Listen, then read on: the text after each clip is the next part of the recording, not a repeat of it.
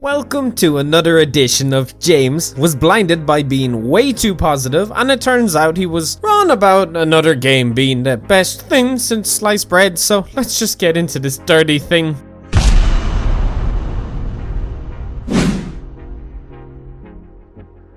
Right, so with the unnecessary intro out of the way, I might as well give you guys some background on my involvement with Rage, and believe it or not, the franchise having a small bit of meaning to me, which I'll explain to you now. So, believe it or not, I played Rage back when it first came out, and again, like always, I picked up Bethesda games without ever actually noticing they were Bethesda. My 12-year-old self thought Bethesda game studios made everything. That's not me missing the obvious, that's just me being a stupid person when I was younger. But I had Rage on my PlayStation 3, and I had a best friend, God rest his soul. He wanted a loan of my Rage game, and after me grinding it out for hours and hours, he wanted a loan of it because I wouldn't shut up about it, and well, I loaned it to him, and when I wanted it back, he somehow lost it. And wherever he is up there in heaven, fucker knows where that game is because I don't.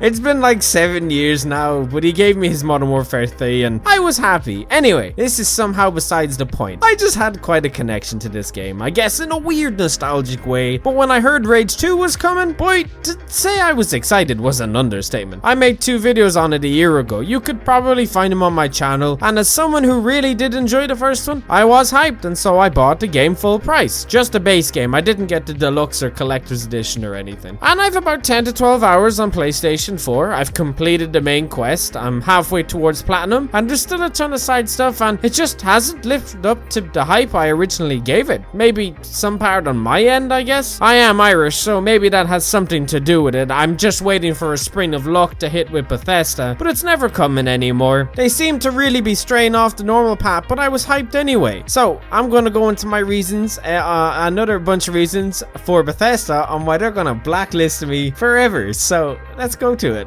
So, the game's main story is the shortest campaign I think I have played in years. Like, I mean that. I finished it, all missions combined on hard difficulty, in about 5 hours, less probably. Most of my time has been doing side stuff. None of the characters are interesting, well, to me anyway, and this is coming from someone who knows all the characters from the first game. Lusum Hager, Dr. Kavasi, or even Nicholas Rain, the guy you play in the first game, is in it for a small mission. But I just didn't feel any push, you know. Spoiler alert about to come, by the way, so click away if you haven't played the story if you care that much. But why in God's name would I care about Prowley's death at the start on such short notice? And the villain, General Cross, why should I care? There's no reasons. His motives weren't enough to push me to want to end him. The game doesn't give me enough time or encounters to gain a link to the cast of characters, and the game's weak story, because that's what it is, a pretty weak story. If you were getting Rage 2 for this story, you will be beyond disappointed. I've gotten used to the lengthy campaigns from Dishonored, Prey, Wolfenstein, and The Evil Within, so I expected something. Even Doom had a long-ass story compared to it. But this game, no, the focus was obviously on the gameplay and side activities, which we will get to in a moment, don't worry. But all in all, story and character-wise, I just didn't care, man, and if you did, good on you, of course. You are allowed to get invested, but I just finished Days Gone and Sekiro in the last couple of months, and I guess I was too used to their stellar campaigns because Rage 2's really was a letdown for me in the end. I actually think I enjoyed Rage 1's story more.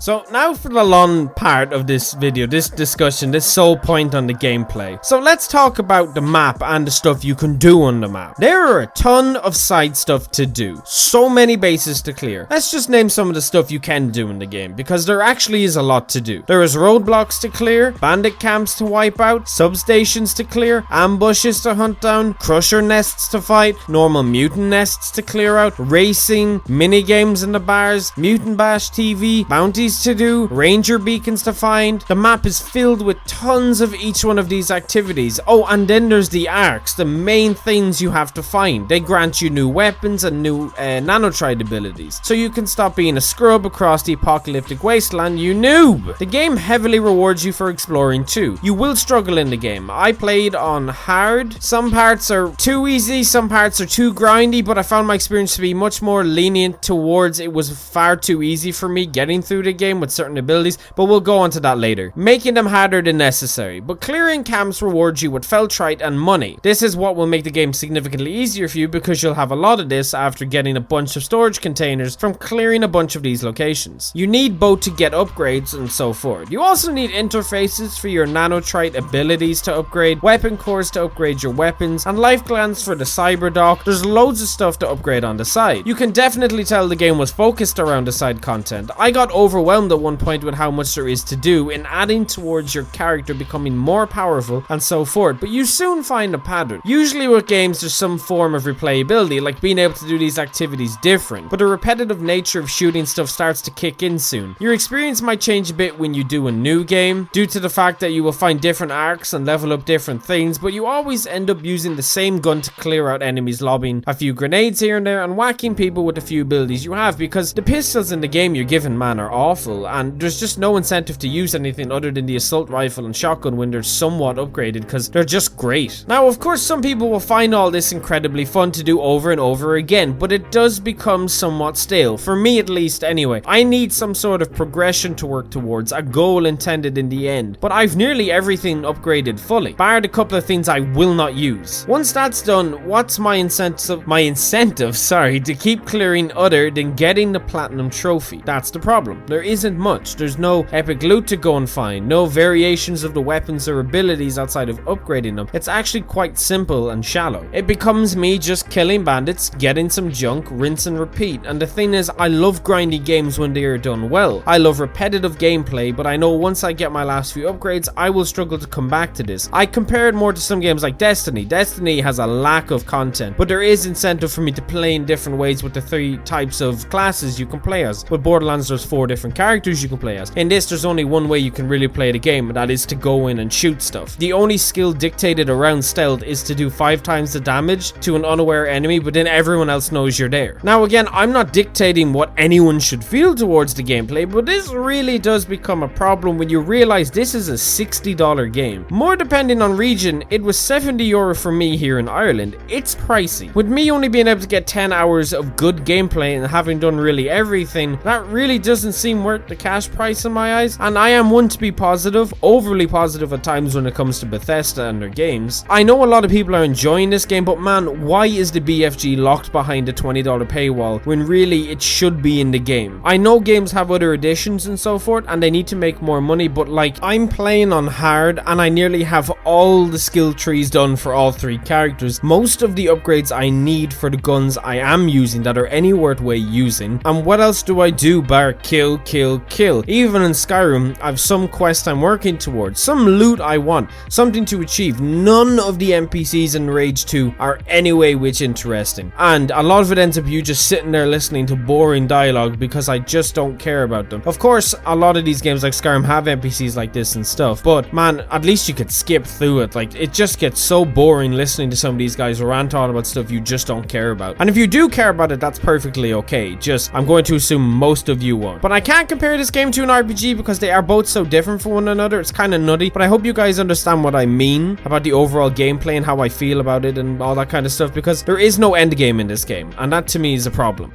So let's move on to another gripe I have with the game, and this is probably my biggest one, and that is the game's difficulty and the enemies the game throws at you during your adventure across the Rage 2 wasteland. The game is not hard. At times, enemies just have way too much armor, and you might get overrun, but overdrive is so busted and broken, man. You can have a very powerful overdrive after 2 hours, and headshotting enemies constantly refills it so quickly. I have never had any reason to use other guns outside of the assault rifle and shotgun because the revolvers and pistols, like I said, are kind of shit. The rocket launcher is too good, and it's just easier to use the infinite ammo. When I say infinite ammo, I mean I ran out of all my assault rifle ammo once during my 10-hour playthrough. Now, I wouldn't say I'm a casual gamer, nor would I say I'm that hardcore, or maybe I am. I do play Skyrim and League of Legends, but I can't stand easy games. Skyrim and Novice is not fun to me. God of War and Brutal is a must play for me, and Diablo 3 I just just can't play because it's just not a difficult game. And it's even worse when you have multiple people because it just becomes even easier. I just like hard games. I like that challenge. It's more rewarding to me, you know? I like the hard stuff, you know?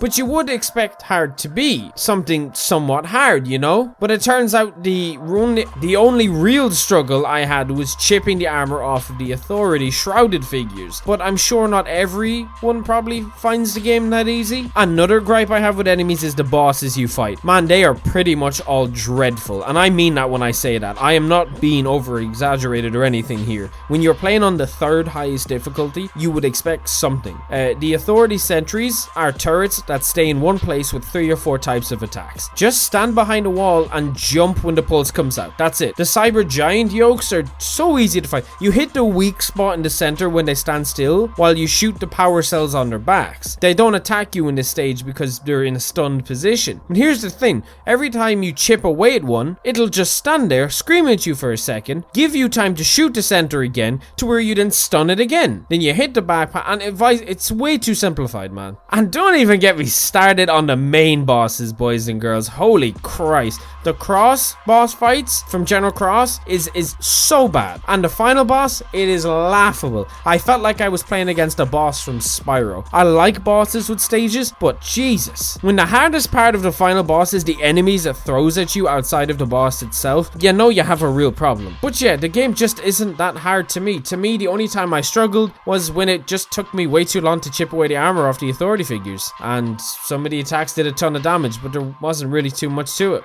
But I'll show you guys some positives, of course. I hope some of you don't goddamn hate me for this, but the gunplay is smooth as F, alright? And feels great getting headshots on anything. That squish noise is amazing. I love it. The game can be beautiful at times, especially around the jungle and the swamp areas. It's wonderful looking, and sometimes it's not. Sometimes textures don't come in. There's a lot of pop-ins. They're low quality, stuff like that. But mostly it's fine. The sound design is very crisp and clean, just like Doom, man. It's goddamn beautiful. The Apex engine does a great job at processing sound, especially when it doesn't break and glitch out to the point I have to turn off my game completely and turn it back on. It's nasty, boys, nasty. But yeah, I had fun. I'm going to try and platinum it, get my money's worth, but I'm hoping the game gets a lot of support in future free content. I hope it's somewhat decent, and I hope the DLC it plans on bringing are okay. I hope it's not just cut content, because that would be very sad and unfortunate, but I'm starting to feel like that might be what they actually did. But overall, guys, I had some fun, but I just don't think it's worth the current pricing plan that it has. But I'll end it off here. The game feels like something I would get for maybe $30 to $40, like similar to Far Cry New Dawn. I see some people saying 20. I think that's a bit too harsh, but I thought the game would be incredible. I sucked it off, but I was wrong, boys. Of course, you are allowed to enjoy the game. This video is just my own personal experience with the game, how I felt about it, and I like to acknowledge when I'm wrong about certain things to maybe become a better person at looking over and critiquing things in gaming. It's just something of a self-growing thing to me, you know? So of course, feel free to let me know in the comments below if you are all enjoying the game or not. Are you having fun with it? And if so, what's your favorite moment so far? And if you didn't even get the game, love to see some discussions on this stuff and why you didn't get it in the end with you guys. So please do let me know.